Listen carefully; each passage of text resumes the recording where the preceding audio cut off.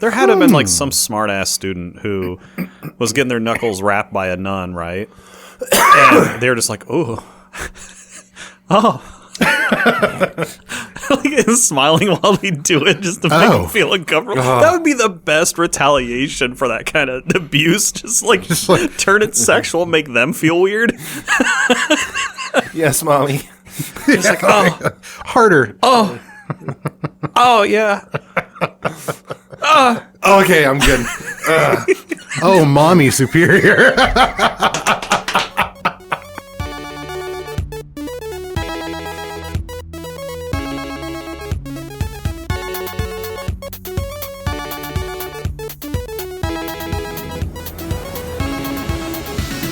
Hello and welcome to the Games That Made Us podcast. I'm Brent. I'm joined as always by my good friend Kirk. Say hi, Kirk.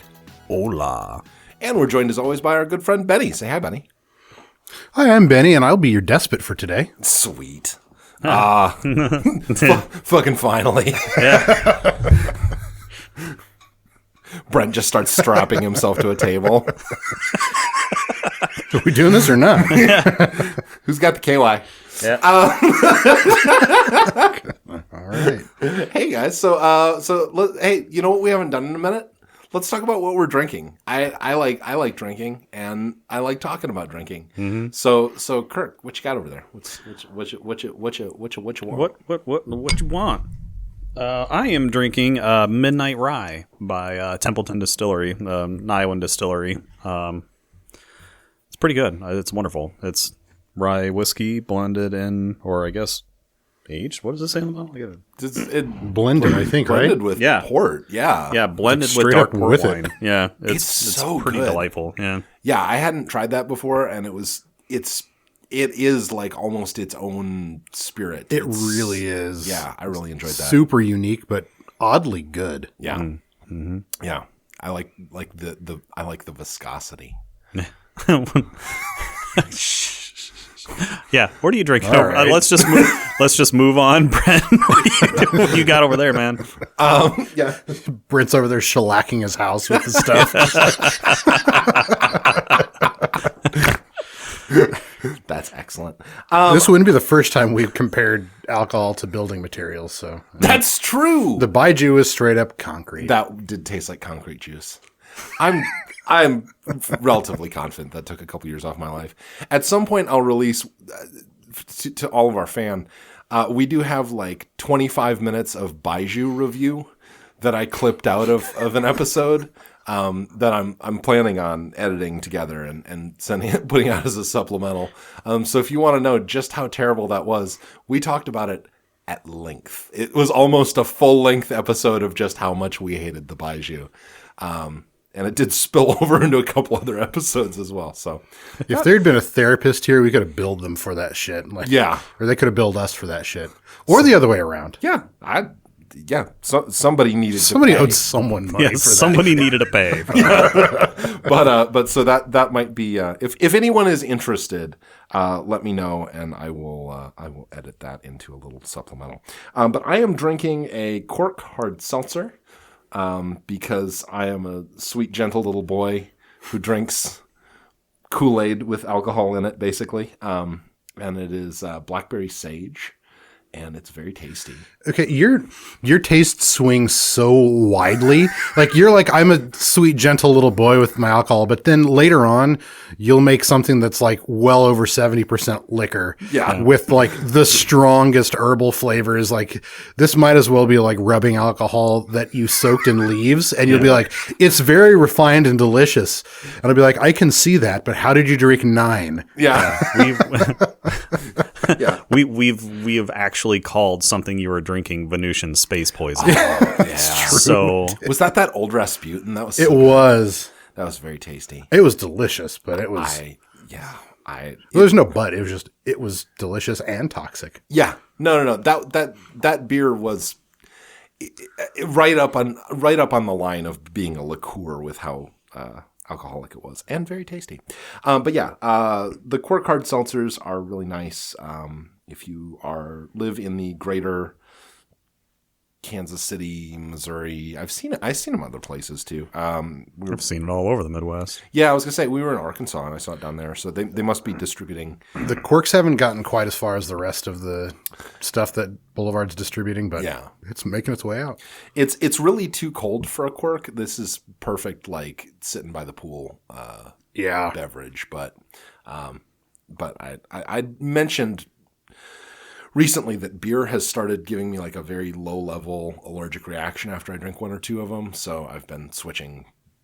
I can't just drink whiskey all the time. I'll die, and I'd like to not die. Fucking quitter. I know. I've just replaced beer 1 for 1 with whiskey, and now I'm a dead person. So that's cool. Now you're just pickling you to keep you upright. Benny, what about you, man? Well, as was writ in the old magic, I have to bring a can of beer the size of a telephone pole. And today I elected for a very short, fat telephone pole. I'm drinking a can of Foster's. Yeah. It's the original, the lager. And I'll be honest, it's not as good as I remember, but it's also not terrible. There's just a lot of it. Foster's Australian for... Ew. Yeah. That's unfair. I'm sure someone out there loves Foster's. It's fine. What I've heard from people who have been to Australia is that like a lot of other like light lagers, it suffers over long journeys. And it's probably... That makes sense. Quite a bit better there than in the whole separate other fucking continent that we live in. Yeah, if they don't maintain their temperature... Yeah. I think lagers do get a little... You get that skunk. Yeah. Mm-hmm. Yeah. Which can be desirable. There's a couple, especially Mexican lagers that I like that in, but Foster's doesn't seem to have the... Whatever combination of flavors it needs to have to hold up to that, it doesn't have. Honestly, it's kind of your run-of-the-mill pale lager. Yeah. And I'm sure that, like, from a fresh keg, that this would actually be really palatable. It'd be easy to drink too many of them. But as it is, it's just okay. I knew that apparently wasn't the glowing review. I know that you meant palatable just in the sense that like it would go down easy. I should have said like delightful or something. But I like the idea that it's like, from a fresh keg, this would not be awful. It would be serviceable. The way I'm selling this is like instead of selecting potable water, I was like, that puddle will do. This is technically beer. Let's have some. I think the amount of piss in this is technically in the FDA approved levels. The number of bug parts in this jar of peanut butter are within legal requirements. Yeah. Yeah. But Foster's. I'll drink my bug piss juice. I don't know where we're going with this. Foster's mildly acceptable. Oh. Well, there goes one. We do actually have fans in Australia too. That's what's funny about it. Well, tell us what you think of the beer. Have you ever had American Foster's, and is it different? Actually, I wonder if this is distributed from the United States or if it's actually made in Australia. If you're someone who's brewed in the USA with U.S. and imported ingredients. Never mind. I don't know shit about your beer. All right. Yeah. So tell us how wrong we are. I take it all back. It must have been piss to start with. Oh yeah. Oh, it says it right on the can. Founded on us in Australia. No, okay. Quitters. I see how it is. That's fine. All right. Today, we are talking about Pat Benatar's seminal 1984 pop-out album featuring We Belong Together, Tropico.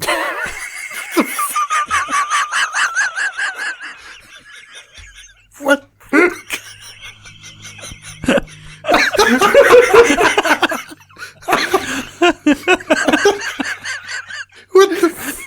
Weren't prepared for that, were you? What the fuck just happened? My life is different now. You guys really should read the notes. Oh no! It's been a hell of a week. I think that just I think that was the cherry on top of that one. Actually, no. I'm lying. Oh, really? Tell us more, Brett. Yeah. Please go on. Shit. Wrong. Hang on. Wrong page. Sorry. 2001 City Builder Tropico, developed by Pop Top Software. That's it. That's the one we're covering. That sounds more right. Yeah. Published by Gathering of Developers. This is one of my very favorite games from when I was a kid. Teenager, whatever. And it falls right in line with a genre that we've talked about before on the podcast of those kind of city builder strategy games, SimCity and Caesar and Patrician and stuff like that. But Tropico, like so many of the old PC games that we talk about, was one that I, was walking through the Office store with my mom and dad and saw the jewel case on the rack and was like, that looks nice. And it's $10. So how bad could it be? With a stereotypical dictator Yeah. on the front of it. Yeah. With a cigar and like a Fidel Castro looking Yes. mofo. Like, what could go wrong? The pre-rendered Fidel Castro Yes. looking guy. Young Fidel Castro before he got all fat and bloated. He was pretty fat in this one too. Oh, yeah. Yeah. Sorry, I didn't mean to throw you off. No. Definitely post Baltimore Orioles minor league Fidel Castro and more, Frumpy dictator. Frumpy. I like the use of that word. Yeah. But yeah, just You're looking very frumpy today, Fidel. No, I'm not. This is unfair. why is he Russian? I don't know. You know what? It's the Fosters. Okay, hang on. I had some quirk go up my nose, and so now it's difficult for me to talk. Let me take a drink of water. What the fuck are we? What fever dream is this? All right, let's talk about that Pat Benatar album. No, so yeah, so it was something that I kept walking by and finally picked up, and it's got. I loved it. I played a 1,000 hours of it. I still have the original jewel case downstairs because I love strategy games so much and because they're so easy to sink so much time into. I may have played more of this game than maybe anything else that we've covered on the show. Wow. It's it definitely has that same basic mechanic as SimCity and stuff like that. You're placing buildings, but it's got a really unique and interesting flavor to it, and some gameplay quirks that I think really make it stand out from its peers. I was curious if either of you guys have you played this before the episode? Mm-hmm. I had not. No. Okay. Very, very, very briefly. Okay. It came as on a demo disc back in the day for a lot of other PC games. I'm pretty sure that was my first experience with it. Because I do remember as a young kid, and I can get into this later, trying to figure out why my farms just after a while stopped fucking being profitable or useful. But I'll go into that later. But yeah, I have played it before. And it was very interesting to go back as a much more gamed adult and then learn why you fucked up so badly. Yeah. There's a lot of depth with this game for something of its era, especially at the kind of micro level, that it's very easy to miss. Stuff like rainfall and your individual citizens and stuff like that. What about you, Benny? No, I had never played it before this, but honestly, it was interesting, bordering on jarring for me to get used to this because it feels so very like a lot of the other RTSs that I've played, but all of those are oriented on unit by unit management, and in this you're not concerned with managing individual units. In fact, you don't control individual citizens at all. Right. It's all about the management of civilizations. And I know this is not unique in that mechanic, but it was kind of unique for me. Yeah. It was actually interesting to have to regularly like step back in my mind and kind of reframe how I approached it. Yeah. You're not waiting for like the villagers to build a building and stuff like that. Like, that level of management. I want to talk just a little bit about the development of this game because I think it's so fascinating. So step all the way back to me picking up that jewel case. It came with a second disc. And the second disc had a little documentary about the making of the games. This is 2001. And I was really excited to watch it on my, fucking Apple iMac in the early 2000s. And it stuck in my memory.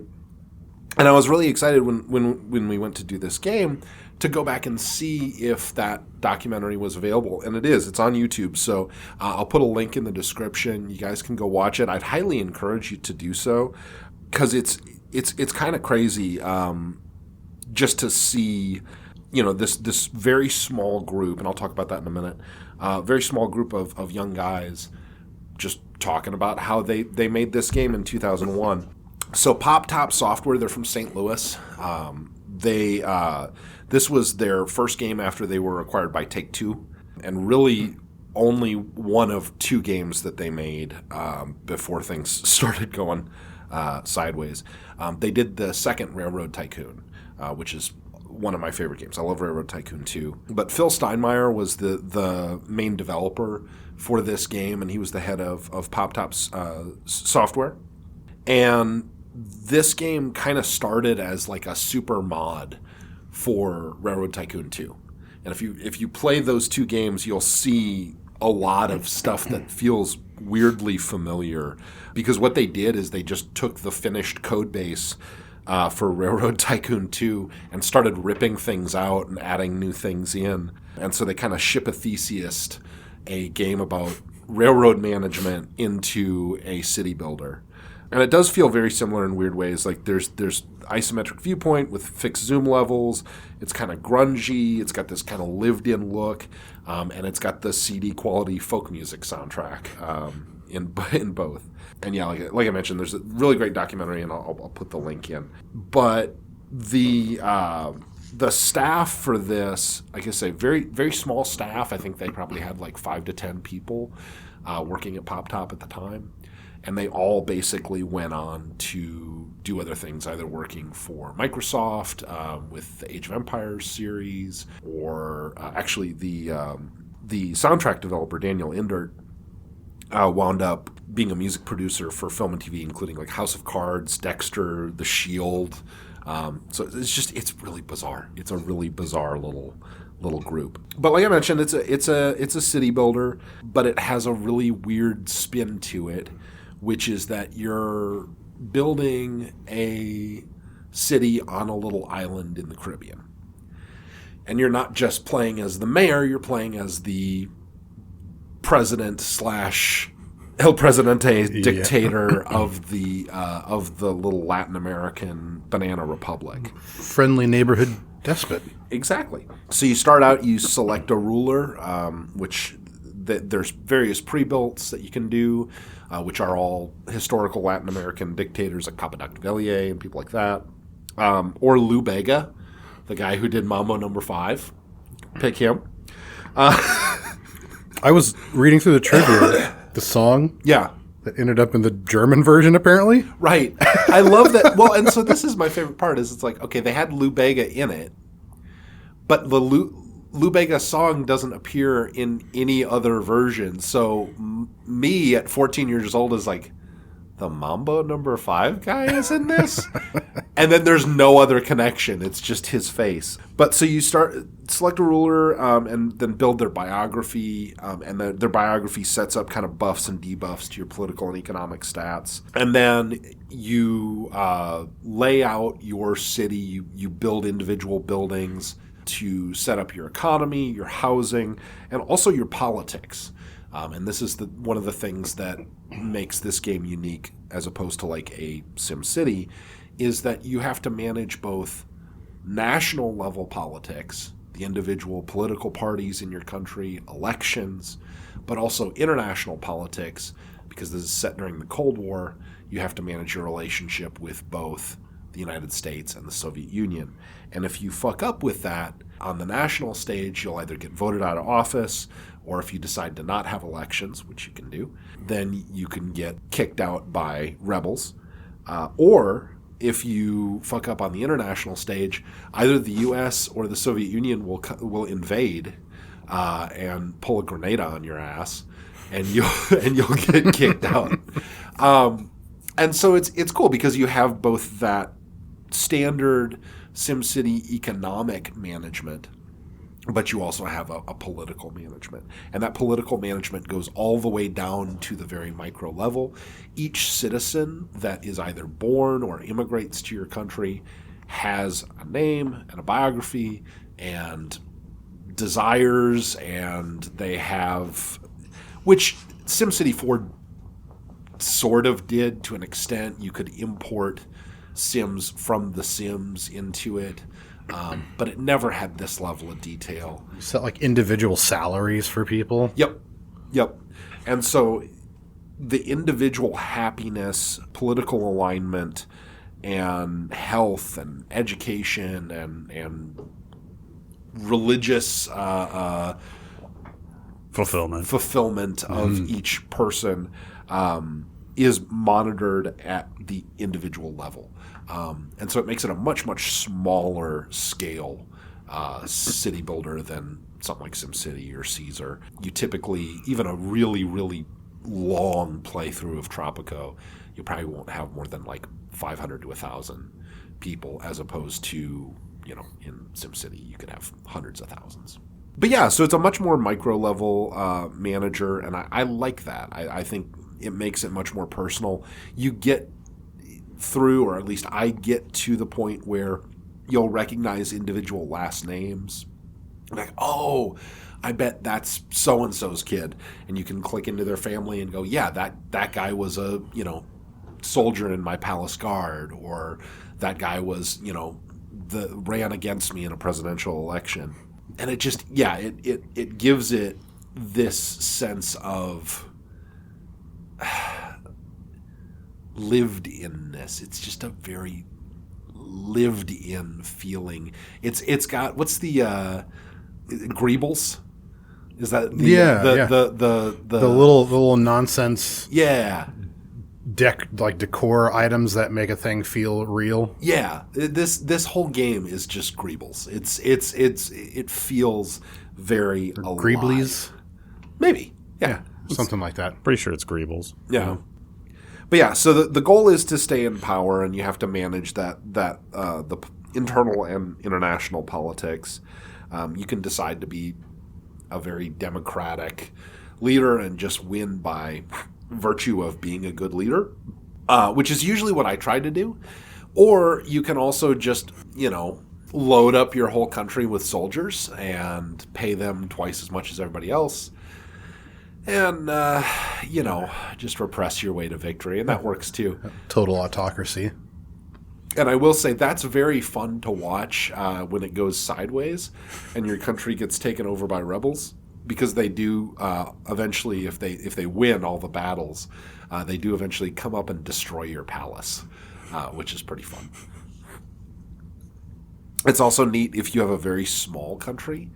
If you've got like 50 people and you can start to kind of keep track of people, and you're like, wait, where did that one guy go? He's a rebel now.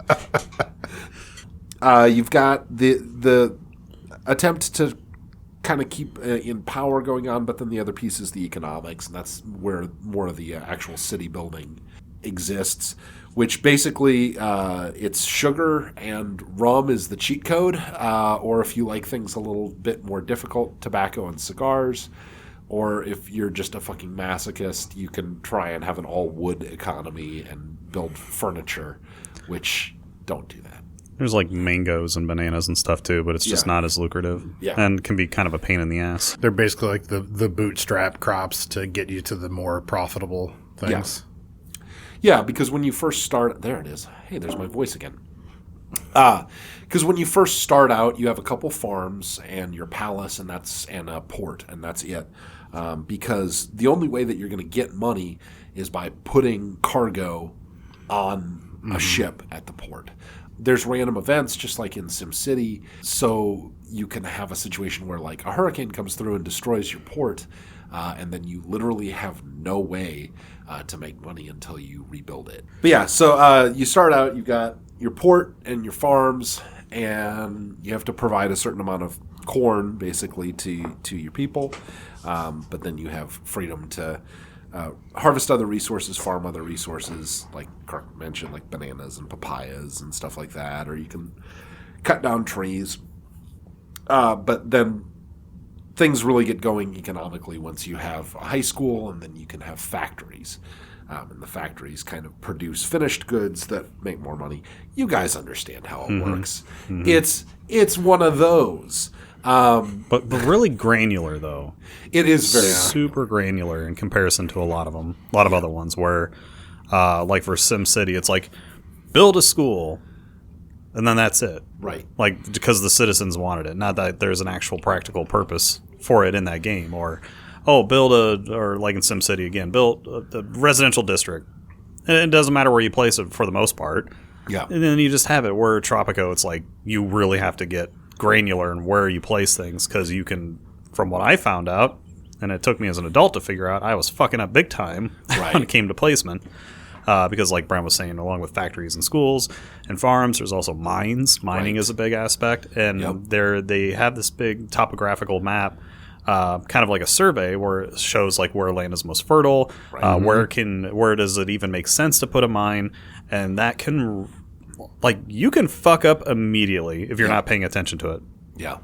Yeah, and there's the level of granularity, like you were saying, like there's rainfall patterns, which some structures need specific units to be brought into the country, so that, like, you need like an educated college exchange student to get certain research done so that you can do certain things. Yeah, like if you build a high school, you have to have however many, you have slots for employees and slots for people who are being serviced by the employees. You could have just said taught. Yeah. Well, because it's not always taught. I mean, for example, there's a brothel. You said high school. I did. This isn't a Japanese school, Brent. Moving on. But no, so you need it'll say you need a high school educated male worker for this. Oh. Sorry, when you were like, Japanese high school, I'm like, what the fuck does he mean by that? Sorry, it took the gears way too long to start turning. I'm so sorry. Like, Brent was talking, but in my head, I'm like, what does he mean? What was the...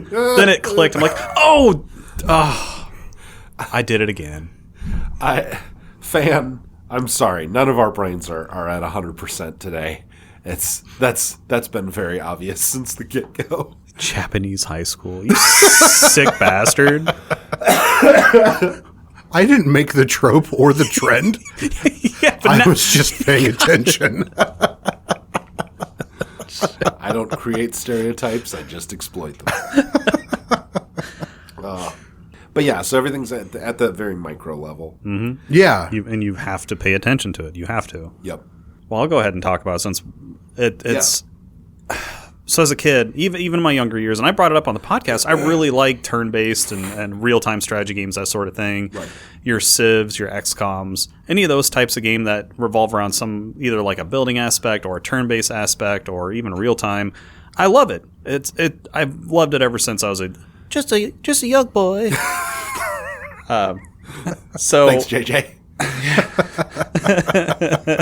So, when I got this game and played it, I believe Che is the default, right? Yeah, I believe so. Yeah. But I didn't understand. Like, in my brain, it's when you're looking at these surveys, green means good, like for fertility. Right, you want to put your farm on the greenest shit possible. Right. I was wrong. And it took me not playing the game for many years until Brent wanted me to play it for the show. Right. And then fucking up as an adult again, then be like, what am I doing wrong? And then researching what I'm doing wrong and then figuring it out. But, so, all of our fan, if you want to know a little tip and trick, just because on the survey, it's absolutely 100% like super green and fertile. Don't put a farm directly on that. Right. Put it around that. Right. And they don't teach you that. Not even in the tutorial do they ever mention that. If you put a farm smack in the middle of that, it will fucking kill it, and it won't be fertile anymore. Well, which is totally against like the logic any other game that does a similar system. Yeah. Doesn't do it that way. It's like in this instance, green means best. Well, and they don't allude to you kill it. And kind of going off of what we were saying about this being a very micro level game, it's like, yeah, you build the farm. You want to build the farm close to it, but you don't want to build it on it because on it is where they're going to plant the crops. And yes, the crops are a different thing that occurs on the map than the farm itself, which, yeah, that's how it works in real life, but that's not how it works in any other video game. Mm-hmm. Similarly, like you were talking about mines, like if you build a mine and put it directly on top of the resource, well, then you're making it so that they can't dig down to that resource. Yeah. The mine needs to be over to the side so that they can dig down to the resource and then bring that mined iron or whatever to the mine. Yep. But the game does not teach you that. It does not. Yeah, there's a pretty... Not even the tutorial. I would say there's a pretty effective tutorial to this game. Yeah. But there's so much depth and minutia that they can only touch on, and even the tutorial is kind of overwhelming. Yeah. Going into it, there's so much to manage that it's tough. But yeah, they can't touch on, like, they basically at the end of the tutorial say, hey, check out all these other things, and like point to like basically like the journal you keep as the leader, and like all of the different metrics and statistics that you can use to just understand what's going on in your society. Like, it's not even essential, except if you want to like really optimize, the little civilization that you're building. But there's things that they don't even approach in the tutorial. Yeah. I mentioned Che being the default earlier, so for all of our fan who probably doesn't know who that is, if you were a millennial, you probably had a poster of him in your college dorm room, but had no idea who he was. Right. Or a T-shirt, maybe. Watch the Motorcycle Diaries. Yeah, that's it. That's who he is. He's that guy. Yeah. Yeah. You had the if you're our age, that one annoying kid who for some reason was really popular, but he was just a total asshole, and you hated him. He had a Che Guevara T-shirt. Yeah, I'm thinking of that one douchebag I hated in college, and I don't remember why. Yeah. Probably that. Yeah. He probably had a Che shirt. I think he did. Was it the guy that used to play guitar all the time between the suites? I remember him. Yeah. Oh, my God. No, don't say his name. We don't want to dox him. But he always seemed to be around everywhere I was at. I'm just get the fuck out of here, man. Yeah, that guy fucking annoyed me. And he'd always show... and it was never like... And it was always the nerdiest girls that would follow him around. Mm-hmm. It was just like he had an entourage. And he didn't wear a beret. What is that? Yeah. It's that kind of Irish style. Yeah, I know what you mean. Oh, like a driver cap or like... Yes. Yeah. Driver. Yes, thank you. God, I hated him. Yeah, and he had a Che shirt. Yeah. Yeah. Yep, that guy. Like, so if you know that guy, then you know Che. Or at least know of him, because I doubt even that douchebag knew who he was. He definitely didn't. No. God, what? Fuck. Is it something Johnson? You can cut this part out. I feel like the last name is Johnson. He was a Johnson. Yeah. I don't know if that No! I know what is it? Yes! Yes! That's it! No, he hung out with another friend of mine whose last name was John. And what's so funny, just to preface this, Brett and I both met and knew this guy before Brett and I knew each other. Yeah. And we both had the same just idea of him. And was that guy in the philosophy department? Yes. Sometimes. I think he was think art. he was a philosophy major. I'm pretty sure. No. He took philosophy Yeah, he took philosophy I classes. think I know who you're talking about. Mostly art, though. He was around, art Yeah. and music, those buildings. Yeah. But it's so funny how both he and I forgot met I hated him. and yeah.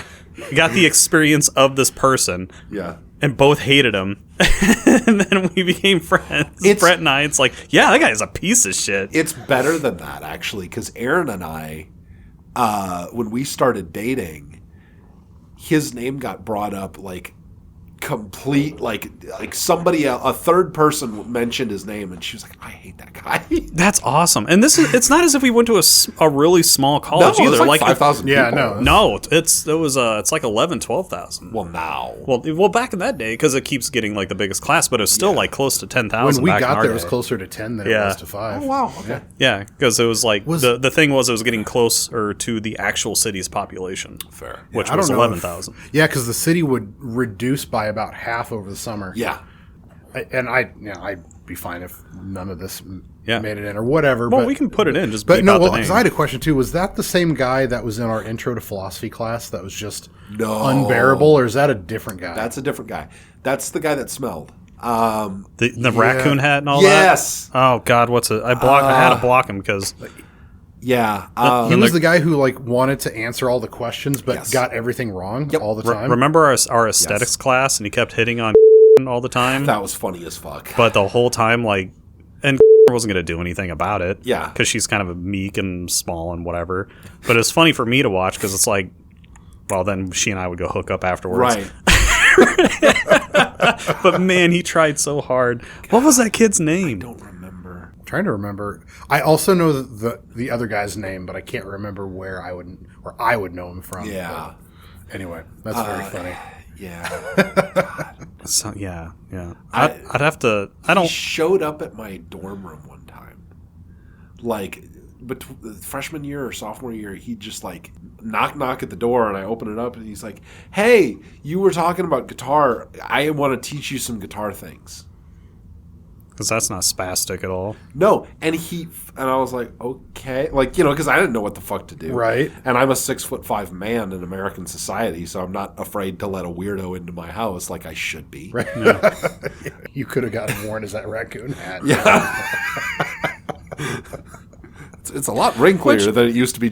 I'm not knocking people who want to wear raccoon hats and shit. It's just this is more of an identifier for him. We're not making fun of the fact he wore one. I will say I will make fun of somebody for not washing their body. And he had horrible acne on his forehead because of said raccoon hat. Yeah.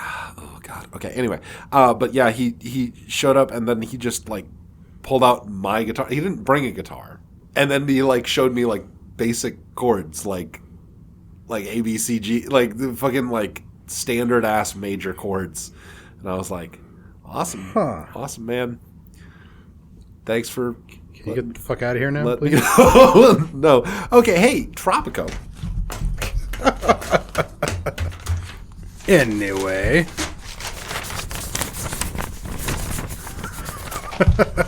Just for you. Okay. Let's talk about the graphics a little bit. Ha! Found it. What's his name? That's it. Oh yeah. God. Yeah, I remember I blocked him. I actually had to block him on social media a long time ago because he was annoying the piss out of me so much. Yeah, I think I unfriended him for the same reason. Yeah. I very rarely ever just like unload on somebody, but I did finally just go, you need to get out of my life. Like, you're fucking annoying. And again, not a small school, so I kind of feel sorry for all the other people who had to deal with him too, because there's a very good chance they had the same mentality about this person that we did. It is Fun with all the bleeps, Brent. Yeah. If you leave it. This is going to get edited down, but I will keep some of it in. Fuck it, we could just do a whole supplemental episode where it's just like we just fucking shit on people we knew. Wait, hang on. So this is, I think, the 5th episode in a row where Kirk adds to his enemies list. No, they were already. And they're not an enemy now. I haven't Right. seen these people in a better part of 20 years. But I still. It's just, it's all video game CEOs and guys from college. Yeah. I mean, Yeah. All right. tracks. So okay, one thing that I really like about this game is the look of it, and it kind of reinforces that whole like greebly lived in kind of vibe. All the UI elements are made to look like they're made of like leather and wood and like kind of brass with, like texture on it. It's really cool. The guy who the lead artist from this is David Dean, who then was one of the lead pixel artist for the Age of Empires games. And so if you've played Age of Empires, this will look similar. It feels very similar. Yeah. And unfortunately, with modern hardware and how old the game is, a lot of that UI doesn't scale very well. No. And it looks pretty blown out and pixely on a modern screen. Because I bought the Tropico Reloaded version. Yep. And then also, like, they had a bundle on Steam. You could get the first 3 games for like $2-3. Yeah. Totally worth it, by the way. Yeah. But the highest resolution, the original game, even the Reloaded, the highest resolution I think is 1200 by 1600. Yeah, something and like even that. then, with that pixel count on a 4K display, it does not. Even on a 1080, it doesn't scale very well. It does not scale well. Yeah. Because it probably, I mean, it just because they supported it at the time, or like at the time of the Reloaded version, it still wouldn't have scaled well onto even 720. Well, and I'm sure the original pixel art was drawn for 640 by 480. Oh, yeah, absolutely. course. I'm not faulting the game, been- but I'm just kind of warning yeah. people. If you want to play it, like, turn down the resolution on your screen. Yes. Because otherwise it's please do. it's pixel soup, Yeah. and you're not going to get the UI Brent is describing. Yeah. Yeah, no, definitely. I also like there's a quality to the graphics in this that I think are really interesting with the characters and the buildings and stuff, which is it parses at first glance as being pretty realistic. Like, oh, okay, like these are nice like pixel drawings of buildings and people and stuff. But once you zoom down, you're like, oh, this is really like chibi. Like the characters have big heads and they're like half the height of like big buildings. Like there'll be a cathedral that's apparently 12 feet tall. And it gives it this nice mix of kind of a, SimCity-esque realistic city builder, but also kind of the feeling of smashing toys together on a little diorama. Like it has that kind of vibe. Kind of Lemmings too, in a way. With Yes, the people, very Lemmings, especially with the animation of the characters. Exactly. And when you're zoomed out, very Lemmings. It does look. I've never put that together, but That kind of like little like staggery quick walk Yes. that they do. Yeah. yeah. No, that's great, and I love Lemmings too, so that makes sense. But yeah, it's very the way I would describe the graphics is functional and charming. Like it's definitely got personality to it, and that's one of the things I like about this game in general is it's got a lot of personality for being in a genre that often doesn't. Yeah. Yeah, because there's a lot of these city builders that are pretty great games, but pretty stale. Of the type of, like, I guess the overarching genre we can call like RTS, but even this is kind of like not really. Well, I guess city builder, like Civ builder, but also kind of has that that granular, like individual citizen level view, but is not functioning as like at that level where you're controlling each individual unit. Anyway, it's got maybe more charm than any other game of that particular type that I've ever seen. Yeah. Like the tutorial is like worth like playing multiple times just to hear like the narration and like the kind of the amount of heart that went into this game is very evident. It wears how passionate they were on its sleeve. Yeah. And that's a really great transition too, because I wanted to talk about the sound and the music of this game. Yeah. And starting with the sound in the tutorial and then throughout the game, you're presented with messages from the game, but they're presented as a advisor who is letting you know what's going on in a thick Cuban accent. And it's super charming because instead of just having a pop-up that says, hey, you're starting to have, rebels, or like discontent is up by 10%, like you would have in a lot of city builders. You have your advisor pop in and Presidente, the people, they grow restless. And it's like, oh, okay. You are making quite a number of enemies, Presidente. You can pay your your workers more money, or you can hire some soldiers. Like, I always enjoyed that. He was always that stereotypical, like, Latin American accent dude. It's so good. But in a game, I get like the Banana Republic vibe. But if you're going for a dictator, you could have done, like, there's plenty of European and Asian dictators as well. And it would have been really cool. And maybe they do that in the newer Tropico games. I don't know, because this series is still ongoing. Yes, I think they're still stuck in Latin America, which I'm fine with. I feel like they would have trouble. I mean, you can't put a game with the name Tropic in it and then set it in like a Slovakia. Yeah, I was gonna say like in somewhere in Siberia. I'm like, yeah, this is your gulag. Oh God. But yeah, I love that little touch with the advisor, and just the music and sound in this is so good. The little touches with all the individual citizens, when you click on them, they have something to say. It's always charming. It's in Spanish. It's cute. They make a little, you know when somebody's died because you'll hear a little. And then you have to run around your fucking island to see who died and find their body, because they just drop dead in the middle of the road. But yeah, the sound design's great, but the music is excellent. Like I say, I mentioned Daniel Lindart is the producer for the music, and he's gone on to do a ton of stuff in film and TV.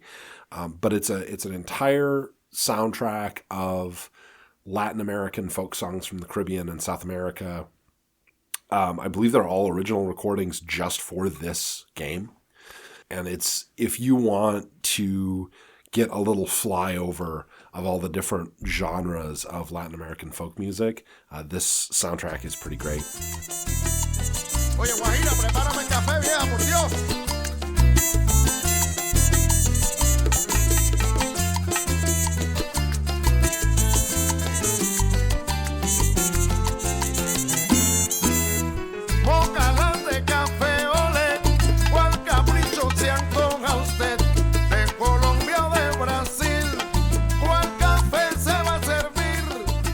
And there's a song about a fly in your coffee, and that is always my favorite. Mosca en mi café is just great. But it's another one, and I mentioned Railroad Tycoon 2 is sort of the sister game to this. That has a soundtrack full of original recordings of American folk music from the 1800s. That go along with the feeling of building a railroad across the United States. That was something that Pop Top did really, really well between their two main games. But yeah, this is another one that we don't have a plot summary to talk about, so we don't necessarily have quite as much meat on the bone as we do in some of our games. But this is one that I really love, and like Kirk mentioned, it's cheap. It's widely available. I don't love the sequels. I played 2 and 4. 2 is a real departure because it's set in the 1700s and you play as pirates, and it's okay. It is just it's one of those things where it's like, I mean, I guess good on them for trying something different. If you buy Tropico Reloaded, it comes with the second one, I believe. Mm-hmm. Yeah. Mm-hmm. Yeah. And that would be that $0 price tag for Tropico 2, I feel like is appropriate. And that's the price I would recommend for that. the many scenario packs that come with that as well. So like you have a ton of pre-canned scenarios, like dozens of them that you can pick from that I think come with that pack that you can get, and it's not a lot of money at all. No. And there's some really cool stuff too, because again, like once you get good at the game, the just standard random map that has a nice balance of different resources gets to be pretty easy. And so the scenarios where it's like, okay, there's literally no vegetation anywhere, which also means that farming is not going to do very well, and you can't do lumber and stuff like that. Like that gets to be kind of necessary to have a challenging situation. So it's nice to have the large number of scenarios. Well, now that I think about it, yeah, it wouldn't make sense to have. I know I'm jumping back to what I said earlier, but No, you're fine. it's a game called Tropico. It wouldn't make sense if you had like a Eastern European dictator in a tropical country. This isn't fucking Casablanca or whatever. I want to play Turkmenbashi. There you go. In Tropico. Or Nursultan Nazarbayev. I can do Gesundheit? this. I can do this all day. You can list random Central Asian dictators. Well, yeah, history was like your jam, though. It is. Right? Mm-hmm. It's also my butter. And my bread. So before we wind down, because it kind of feels like we're maybe on the... Yeah, I think so. I had a couple of thoughts, and these will be very brief. I struggled with the game a little bit. Okay. Because so to start out, it really is the most charming game. Like, it is just... Yeah. It wears it, like I said, on its sleeves, all the charm. I had a real hard time with the interface. There's a lot of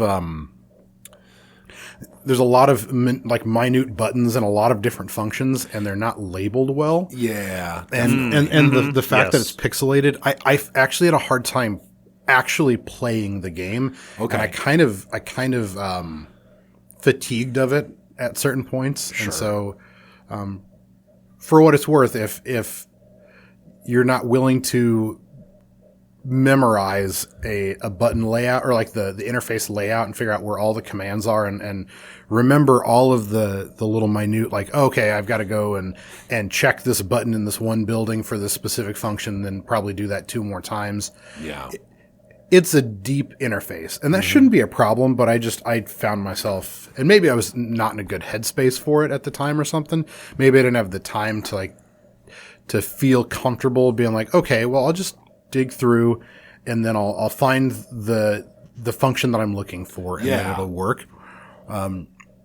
That's very true. I didn't really think of it that Yeah, way. That kind of UI, tough. like nothing is really truly labeled, at least from the main UI aspect. As you start diving down, some of it becomes Once you labeled. get into like but the almanac and Some stuff, of them that's are more- cool, but yeah. And some of them are more pictographic when you get into like the individual building menus for like, Yes. like, oh, I have to assign workers to this building, or I need to like I said, like I need to get the scholar or whatever, the person to help me advance the structure. Those are kind of intuitive, but you have to remember that you have to go there to do that. Yes. Or like raising the pay of your workers at a... Yes. Okay. Yeah. That's a pain in the ass Yeah. because you have to do each building. But I could also see how like nostalgia would drive that to be a fun aspect for some people, or maybe even just learning it would become fun. In my professional world, I deal with really deep, complicated, convoluted menus and interfaces and deep functions. So this is not like it's not like a capacity for me to perform. It was the learning curve is a little steeper than it seems on the surface. It is. Maybe that's what I need to say. It's very much a 2001 PC game, strategy game with everything that entails. Like it's not. We talked about Alpha Centauri on this show, and I think that's 98.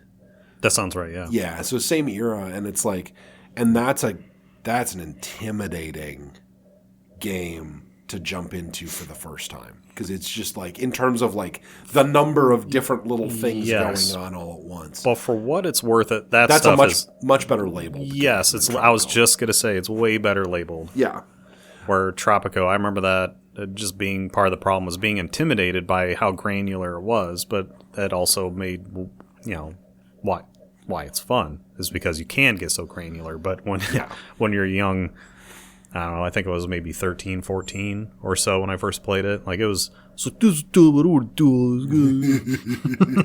Well, and I think it's one of those I hesitate to even call it nostalgia goggles, but it's just a difference of time right? When I bought this game as, a young teen, like I had all summer to learn how it works. And even if it's counterintuitive or badly labeled or the UI is not particularly well designed, it didn't matter because you just learn it rote over the course of months and months. Exactly. Whereas Benny, you're coming to it for, hey, I've got to meet with my jackass friends in 2 weeks and I have to have something substantial to talk about with this game. I think that makes sense. Well, and I don't know that I can be specifically critical about it because they didn't have, we didn't have the means to make a 1080 resolution on the game when they developed it. That wasn't possible. Sure. And if you wanted to build that much depth into the game, then you had to build an interface for it. Yeah. And when you don't have that much pixel-based real estate to work with, putting huge buttons with detailed, easily readable labels would have made most of your viewable area of your island null and void. You just wouldn't see it would be a trade-off that I don't know that an Excel spreadsheet instead of exactly. I don't know that they could have responsibly made that trade-off. I think they did it the right way with what they had. Sure. It was a struggle for me a little bit. But it is also, at the same time, it is kind of a pretty interface. The way you kind of talked about, the brass and the kind of organic wood, leather, metal, the feel of it is appropriate. It's one of those games where they do such a good job, and we've all mentioned it, talked about, how they set a really good mood with the game. And it is definitely one of those games that, if you play it for a little bit and you don't want to be sitting in a big leather chair, smoking a cigar and drinking a glass of nice rum, then I don't know what's wrong with you. You've somewhere along the line, the world has treated you poorly, because that's what it puts me in the mood for every single time. Well, see, it's not fair because I always want to do that. And also rule over a small nation and be their autocrat. Yeah. The secret is I always want to smoke a cigar. And rule people. Which actually... In fact, I'm going to change my Discord name to El Presidente. Nice. The tagline for the game was Tropico, you rule. Yeah. It's right there on the box art at the very bottom. Advertisements. Yeah. Anything else you guys want to talk about on Tropico?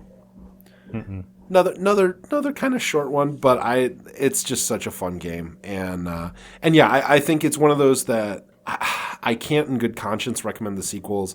I haven't played the latest one. I think it's Tropico 5, I believe, but 4 it just lost so much of the charm. It felt like a city builder again, and it's it's a city builder with palm trees. It's okay, that's not exciting to me. But the first game, like I say, pick it up, and if it doesn't click with you, what have you done? You've spent $3-4, and that's true. I don't regret the money I spent on it at all. Mm-hmm.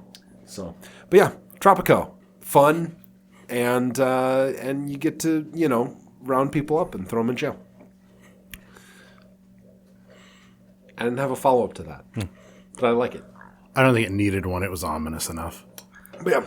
All right. Well, hey, thank you guys for joining us. If you like what we're doing, please go to our Discord and tell us about it. Yeah, if you guys have suggestions of games that you want us to cover, throw them in there. I'm not saying we'll do them, but it'll be fun to see the engagement. So, there's that. Yeah. We can tell you how dumb we think you are for Exactly. suggesting it. Exactly. And then privately talk amongst ourselves that we felt bad for calling you dumb. I won't feel that bad. That's true. Yeah. I've seen your heartless face. Mostly because there's not a heart in it, but That's true. It would be strange. 99% of the time, there's no heart in Brent's face. Yeah, except that one time. And that was, Messy. yes. I have no heart either. Just an icy place in his chest where I keep my milk. Yes. Yes, thank you. There we go. Old throwback joke. I'm glad you got it. All right. We love you guys so much. So much. We will talk to you soon. Bye.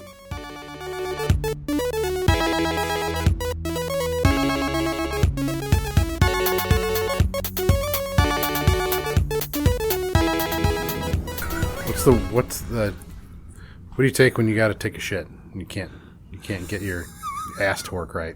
Constipated? The medicine. Turbolax. Laxative. That's what I was looking for. Nose laxative isn't quite as... I never claimed to be worth having on this show, Brent. Leaving all of this in. What do you call it when you can't get your ass to work right?